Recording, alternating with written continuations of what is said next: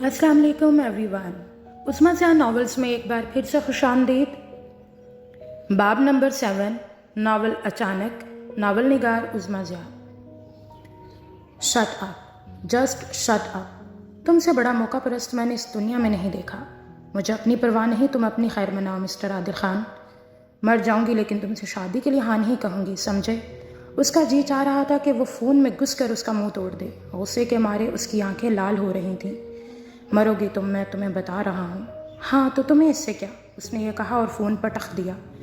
पागल हो गई है ये लड़की, इस कदर बेखौफ हो गई है ये, आदिल ने खुद के साथ उलझते हुए कहा था। उसके बराबर में खड़ी आलिया उसकी सारी गुफ्तगू सुन चुकी थी। अब उसके पास खोने के लिए कुछ बचा ही नहीं, इसलिए नडर हो गई है ये लड़की।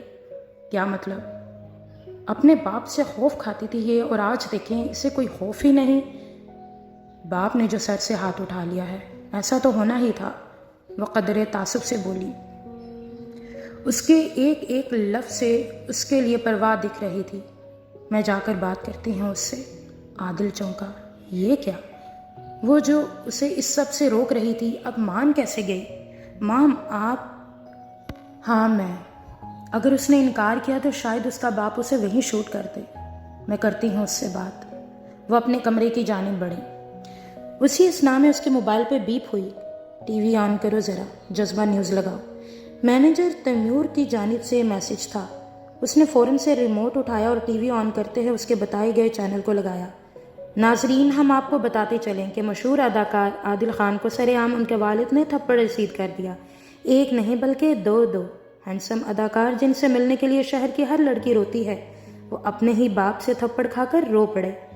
एंकर मज़े मज़े से न्यूज़ पढ़ते हुए मुस्कुरा रहा था कि आदिल का जी चाहा कि टीवी में घुस कर उसके दांत तोड़ दे। नाजरीन, इसकी वजह एक लड़की है। जी हाँ, एक लड़की। कहा जा रहा है कि वो उनके मोहल्ले में रहने वाली एक लड़की है। जी हाँ, एक आम लड़की। लड़की के बाप का कहना है कि आदिल खान ने उनकी बेटी को घर से भगाया। हम आपको बताते चलें कि आदिल खान ने इस बात को कंफर्म भी किया है। अब गुस्से में किया या होशो हवास में, ये बात तो हमें आदिल खान ही बेहतर तौर पर बता सकते हैं। डिस्गस्टिंग। उसने रिमोट का सुर्ख बटन दबाकर एलईडी को बंद किया। अगले ही लम्हे उसने तैमूर को फ़ोन मिलाया।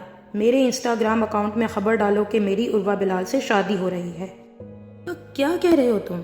तैमूर बमुश्किल ही बोल पाया था। आदिल, और ये बात वो भी उस सूरत में जब इसके 2 बड़े प्रोजेक्ट न्यू ईयर पे ऑन एयर होने वाले थे। यह सच है, और साथ में ये भी लिख दो कि खुद साख्ता खबरें फैलाने से पहले आदिल खान से प्रेस कॉन्फ्रेंस में सवाल बराह रास्त पूछ लें, और प्रेस कॉन्फ्रेंस के लिए कुछ देर सब्र कर लें। आदिल, तुम क्या कह रहे हो ये सब? देखो, अभी मुझे डायरेक्टर की कॉल आई। उसका कहना है कि ये खबरें तुम्हें मज़ीद इन करवा सकती हैं, लेकिन तुम अब शादी करने चले हो। ऐसे तो लोगों के पास कोई बात ही नहीं रहेगी तुम्हारे बारे में करने के लिए, तो कैसे होगी प्रमोशन? तैमूर, तुमसे मुझे इस सब की उम्मीद नहीं थी। मैं जानता हूँ कि इस सब की वजह से मेरा कैरियर दांव पे लगा है, लेकिन मैं एक इंसान हूँ, जीता जागता इंसान। मैं किसी के साथ ज्यादती नहीं कर सकता। उसने इतना कहा और फ़ोन रखा। अगले ही लम्हे तैमूर ने इंस्टाग्राम स्टोरी में उसका बताया गया पैगाम स्टेटस की सूरत लगा दिया।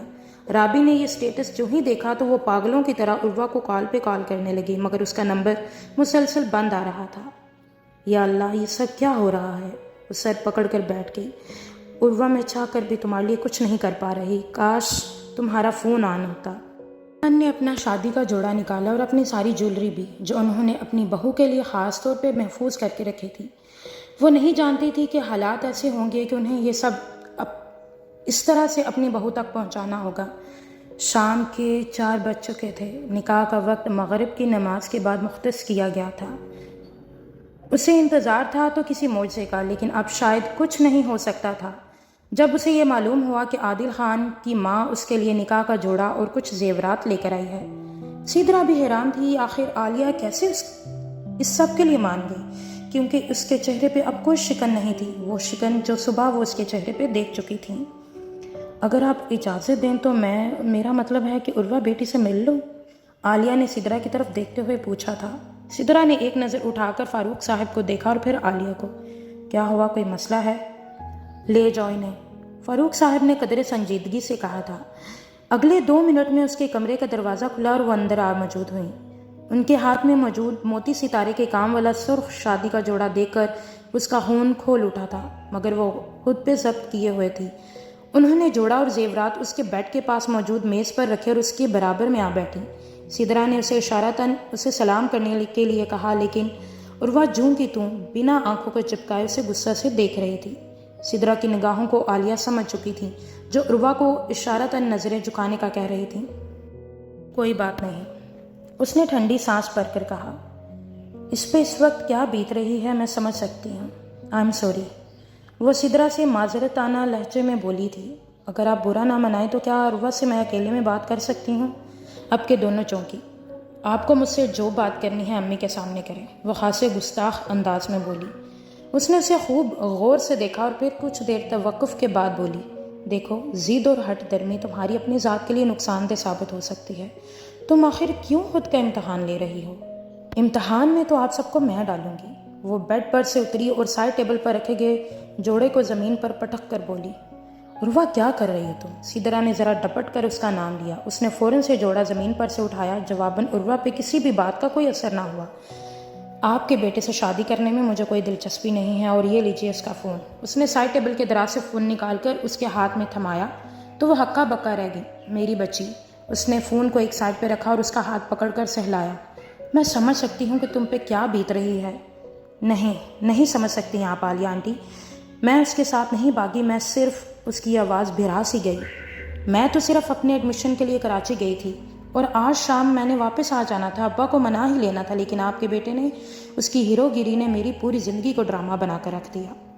عروہ میری بات سنو، دیکھو تم جو کچھ کر رہی ہو اس سب میں تمہارا نقصان ہے۔ اگر تم عادل سے بخوشی نکاح کر لیتی ہو تو میں تمہیں یقین دلاتی ہوں تمہاری پڑھائی پہ کوئی اثر نہیں پڑے گا، ٹرسٹ می۔ اس نے آئی برو اچکا کر اسے دیکھا اور پھر تضحیکی انداز میں مسکراتے رو پڑی۔ عالیہ نے اس کے بکھرے بالوں کو اس کے ماتھے سے پیچھے کرتے ہوئے اپنے گلے سے لگایا۔ میری اپنی کوئی بیٹی نہیں ہے، لیکن آج سے تم میری بیٹی ہو۔ اس کی اپنی آنکھیں بھر آئی تھیں۔ آخر وہ اس قدر جذباتی کیوں ہو رہی ہیں؟ یہ سب دیکھ کر عروہ سے زیادہ تو سدرا حیران تھی، کیونکہ ابھی صبح ہی اس نے اس کی بیٹی کو اپنے بیٹے کے لیے ریجیکٹ کیا تھا۔ اللہ تمہارے ماں باپ کا سایہ تمہارے سر پہ ہمیشہ قائم رکھے، آمین۔ اس وقت اس کی شادی ہونے جا رہی تھی اور وہ اسے دعا اس کے برعکس دے رہی تھی۔ آخر کیا وجہ تھی وہ سمجھ نہیں پا رہی تھی۔ اگر آپ کو ہمارا ناول اچھا لگ رہا ہے تو پلیز کمنٹ کریں، شیئر کریں، ہمارا چینل سبسکرائب کریں اور فیڈ بیک سے ضرور آگاہ کیجیے۔ اللہ حافظ۔